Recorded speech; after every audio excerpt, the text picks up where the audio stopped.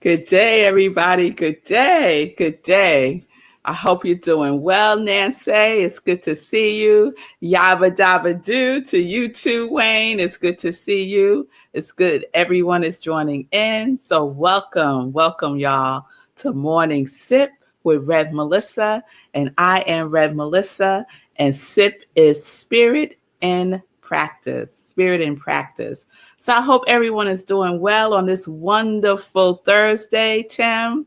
I hope it's all going good. Howdy, Nan, to you too. Yes.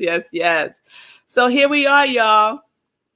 We are in our trans series, and we're taking a deeper dive with transformation. And this week we've been exploring the 5 principles of transformation according to Nardia Joy. And so I shared that I discovered her while I was doing a Google on transformation, and the joy, the name caught me. It got me. So there we go. So I ended yesterday's show by asking, can anyone guess what the 4th principle of transformation is? So we've gone through self-awareness, right? Which is focusing on yourself and being grounded in reality with a capital R, right? And then 2 was ownership and responsibility. And that's all about, possession and management. You need to manage yourself, right? And be responsible, able to respond. Yes. And owning it, owning your stuff, right? Don't put it on anybody else. Put it on yourself, right? With love, right? With love and kindness, with the intention to see what is there for you. Yes.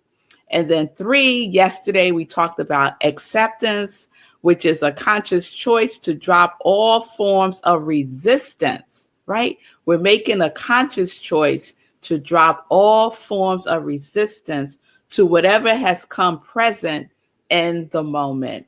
And resistance is a powerful energy, right? Because it could stop everything right in its tracks, and you find yourself stuck, or you find yourself repeating a pattern, right? Because there is something there that you have not accepted as is, right? Somehow you want it to be different. Right. And so I often quote, when I talk about resistance, I often quote Star Trek, the Borg, when they told the Enterprise, resistance is futile. Resistance is futile. And the resistance that gets me to check myself is what I say about procrastination. That procrastination, I got tongue-tied. Procrastination is a form of resistance, right? Resistance is procrastination, right? Because what do we know about procrastination? It's a consciousness of delay. Again, slowing things down because we have not accepted something. We haven't accepted that we can do what we need to do, right? We haven't accepted that we have all the resources that we need. And so we get stuck, for example. So let's see. Oh, no one's put anything in the comments that I see yet for what is principle 4 of transformation. And I know there's a lag, but I'm going to keep it going, y'all. I'm going to keep it going. So the number 4 principle of transformation is, I'm stalling just to see if anyone's going to guess. All right.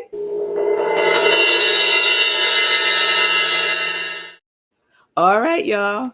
It is, Lindsay's saying right effort. Right effort.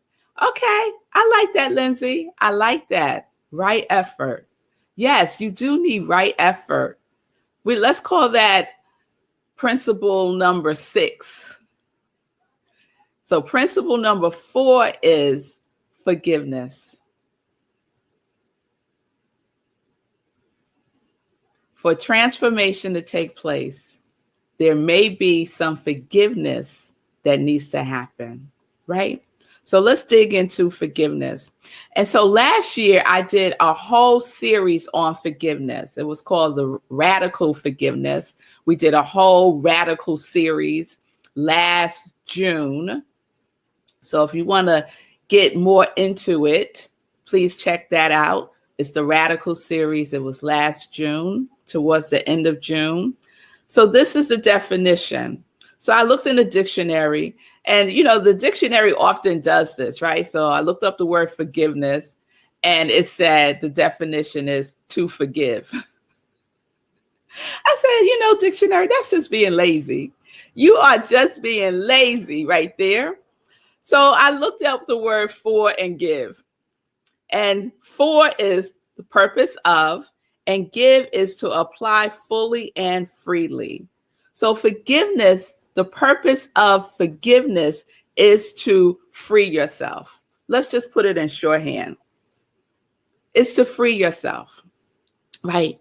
So I want to share the definition that Radical Forgiveness, the book Radical Forgiveness, gives for forgiveness.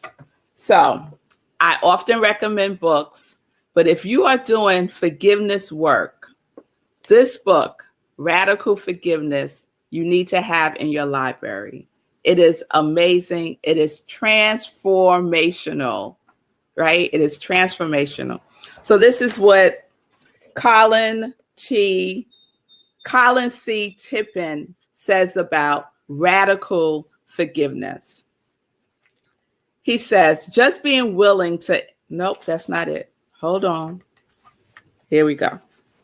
He says, radical forgiveness frees us from everything. Radical forgiveness challenges us to radically shift our perception of the world and our interpretations of what happens to us in our lives so that we can stop being a victim. So radical forgiveness, an essence, a principle in forgiveness is a willingness to shift our perception, to shift it, right? And who wants to do that? When you're upset, when you're feeling hurt and you're in pain, the first thing that comes to your mind is not, oh, let me look at this in another way, right? Oh, let me see what's here for me, right? Oh, I know this is happening for my highest good. That's not usually an instant thought that comes to mind, right? We usually go into the pain or the resentment or the anger or the hurt, right? We usually go there first. And I think it's healthy to go there if that is what's present for you, because what we don't want to do is what is often called a spiritual bypass, bypassing what we are truly feeling in the moment, to honor our feelings. Why is it important to honor our feelings? It's important to honor our feelings because our feelings are informational. They contain information that we can use. Our emotions are powerful tools for us to tap into. Okay. So forgiveness, therefore, is a skill. And a skill is something that you can practice, right? So we can practice forgiveness. So I want to read something else, what I was getting ready to read about willingness and forgiveness. Just being willing to entertain the idea that something else is going on is a giant step forward. In fact, the willingness to see the situation differently is the key to your healing. 90% of the healing occurs when you become willing to let in the idea that your soul has lovingly created the situation for you. In becoming willing, you let go of control and surrender it to God. God takes care of the other 10%. If you can really understand at a deep level and surrender to the idea that God will handle this for you, if you turn it over, you won't need to do anything at all. The situation and your healing will get handled automatically. Now that takes some faith and courage, right? To step into the willingness to the possibility that this is happening for me, right? That there is something here for me. If I could just see it with my spiritual eyes, right? If I could surrender it to the universe, right? To know that there is something up for me to heal. There's something up for me to heal. All right. So what happens when we're in resistance to forgiveness, right? So all of the principles that we talked about so far are great companions to forgiveness, right? Aren't they? Self-awareness, ownership and responsibility, acceptance. We need all of those for forgiveness, right? Yes, we do. We do. Because unforgiveness, what does unforgiveness breed? Unforgiveness breeds resentment. It breeds resentment. And the thing about resentment, the energy of resentment is past. It's in the past, right? So forgiveness is letting go of the hope that the past would be different, is another thing that Colin Tippin says in his book. I'm going to say that again. Forgiveness is letting go of the hope that the past would be different. There's nothing we can change in the past. It passed. It's over. And if we keep holding on, I find myself doing this from time to time, right? Regurgitating what happened, going into my imagination and saying, oh, I should have said this and I should have said that. I should have done this. You know, recreating the whole scenario over and over and over again, right? Yes, Nancy, unforgiveness keeps us trapped and it hurts us. Yes, it does. Because in that regurgitating, in that reimagining, right, I'm also in the feeling tone of it. And usually when something happens that triggers the opportunity and the practice to forgive, it's usually a feeling in the moment that does not feel good, right? So why keep going back, right? Why keep going back to that feeling? So I submit that the purpose is to recognize that there is something here for you. There's something here for you to forgive. It may be simply to forgive yourself. Just to forgive yourself.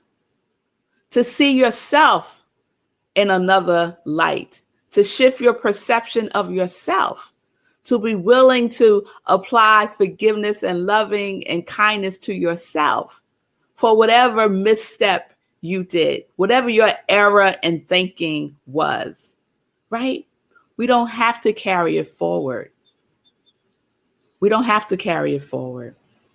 So resentment only lives in the past. And where are we right now? We are in the present. We are in the present. So when you find yourself going over and over and over some story, present yourself. Apply your present self, right? Use your present self to minister to that self that's in the past, that's holding on to it. And see what's there for you. And see what's there for you. So forgiveness requires being present and the willingness to accept the present, the gift. Yes? The willingness to accept the gift from that person. if it's with another person that you need to forgive. Because you know what? The bottom line is that we attract people into our lives so that we can heal stuff. That's why we need each other, among other reasons, but that's one of them. That is one of them. We get triggered by a situation with a person, right? And we want to apply the situation to them, but that is not the correct application. There is something deeper that is seeking to be healed, right? I often say, peel back the feeling, and you will discover that you have felt this way before, right? Go back as far as you can, usually to when you were a child, right? When you first felt that feeling. And that person, present day, we call it the soul's agreement, right? The souls agreed to heal, to support your healing, right? And I know that might seem like a lot. That might seem like a stretch. Like, what you talking about, Rev Melissa? Are you telling me this man hurt me because our souls agreed? Yes, that's what I'm saying. Our souls agreed. Our souls agreed that he would trigger the limiting belief of unworthiness so that I can heal it. So that I could heal it. So that I could transform. So I could transform that limiting belief to I am worthy. I am lovable. I am enough. I am safe. Whatever it might be for you. So when we're able to do that, when we're able to go through the stages of forgiveness, a radical forgiveness, how do we know that we have forgiven? We know that we have forgiven because the transformation indicates that there is nothing to forgive. The I forgive you transforms to thank you. Thank you. Thank you for supporting my spiritual growth. Thank you for helping me, supporting me in transforming this limiting belief I had about myself. Now, that doesn't mean you got to keep this person in your life forever. No, it doesn't mean that either. Right? It simply means that there is something there for you. And it came packaged in this person. Right? It came packaged in this person. So let's check in. Is there any resentment, pain, hurt, disappointment that you're holding in your body, in your mind, in your consciousness? Are you willing? Do you have a willingness to forgive, to release it? Just takes the willingness to start. So if you need support, and oftentimes we need support with forgiveness work, I am here to support you.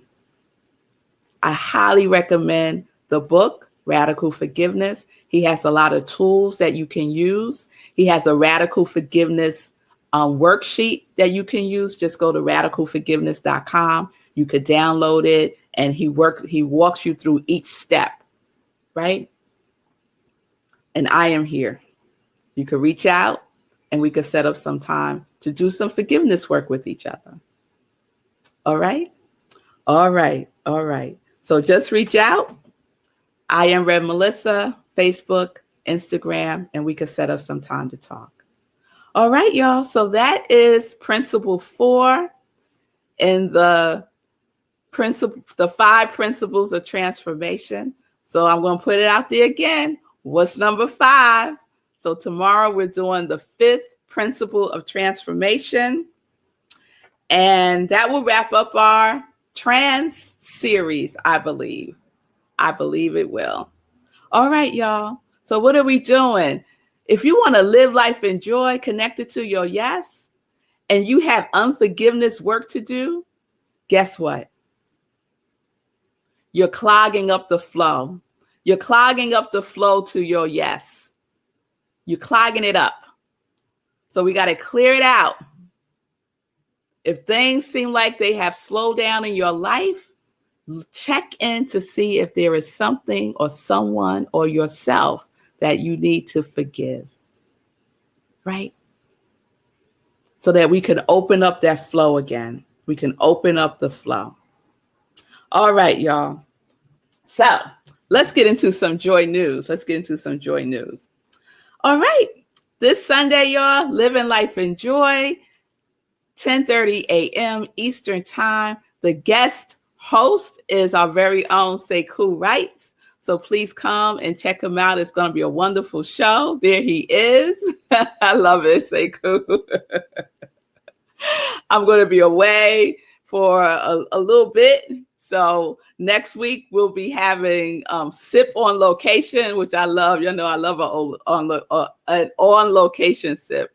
So, but tune in on Sunday, Living Life in Joy with Sekou. Our next meditation with the moon, the new moon, is August 9th at 4 a.m. Eastern time, right here on New Thought Media Network. So please join me for that. We have an after party on Zoom so we can fellowship with each other, share, and just have a good time. So please mark your calendars for that. All right. I think that's all the joy news I have to share right now. Let me check in with Sekou, see how he's doing. How we doing with everything, with the charity run? People sending their money. What's going on? Yeah, I got a few more ducats last night. So we got 8 people who have put in their money out of 18. So the 10 of y'all that are still out there, come on now. Let's make it happen. So I'm at 63 and a half miles. Clearly, I'm going to get to 65. That means I'm at 125 miles thus far for 2 months, which is crazy. And I put out an all call for a solidarity. I shouldn't even call it a run, a show of solidarity for Saturday. Because Saturday will be the final day, my mile 127 overall. So I'm asking folks to join me in solidarity, do your walk, your run, your stroll, your roll, whatever you're going to do. And if you post something on social media, use the hashtag Sekou 30-day challenge, because that's how it all started. It started off as a 30-day challenge and it's evolved since then. So yeah, if you want to get involved, come check me, post something on social media, and we can make it a communal thing. Cool. And I also mentioned earlier on my show on Tally Thursday that we have pledged. We got over $1,000. We got over $1,100 pledged. So my goal was $1,000, and we've reached that goal. Let's just get that money in and divvy that money up. We can make some things happen for some folks. All right. Did you hear that? The goal was 1,000. We're over 1,000. What do we call that? Overflow. We call that overflow. Overflow. So one of the acronyms for HERO that I created was high emotion radiates overflow.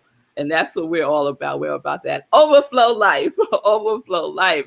Congratulations, Sekou. That is just amazing. So I will be walking in solidarity with you on Saturday. Yes, I will be getting it in. And I'll see if I could snatch up some of my girlfriends to join me in doing that too.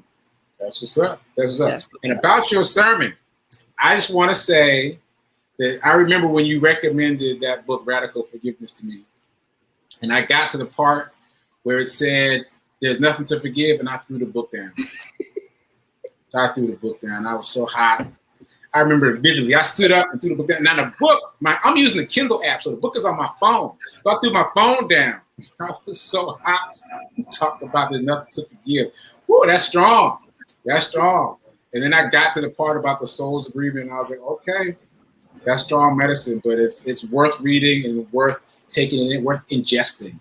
Yes. It's worth ingesting. And what you said about being caught up in the emotionality of it also speaks to what he says in the book. One of his workshop exercises is write a letter that gets all the the bile and resentment and nastiness out. Don't send it. Do not send it, but write it out and get it out of your system, and then live in the knowledge that it happened for a reason and there's nothing to forgive. Some strong stuff. And so thanks for the reminder today. There's nothing to forgive. There's nothing to forgive. Just be grateful, right? Say thank you. Say thank you. Yes. It's simple, but it ain't easy. But it is a principle. It is a principle for transformation. So something to check in with yourself if you are not moving in the way that you desire to move. Check in and see if there is anything that is stuck in the past. Yeah. All right, y'all. I'll see you tomorrow, 10:30 a.m. Eastern Time, as we wrap up the 5 principles of transformation. I hope you're doing well. Have a wonderful day. Peace and blessings. Oh, I see you, Lindsay. I see you. Yes, girl. Yes. Amen. I am speaking the truth as I know it in my heart. I'm speaking from what I know, from what I experienced. For what I have done. Absolutely, Lindsay. Absolutely.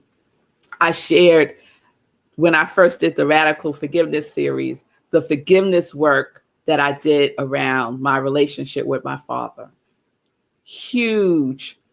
It was a sea change in my life. So, yes, it is the truth. It is the truth. And if it's the truth for me, guess what? It's the truth for you too. Okay? All right, y'all. So peace and blessings, peace and justice. We're living life in joy. Yes. Connected to our yes.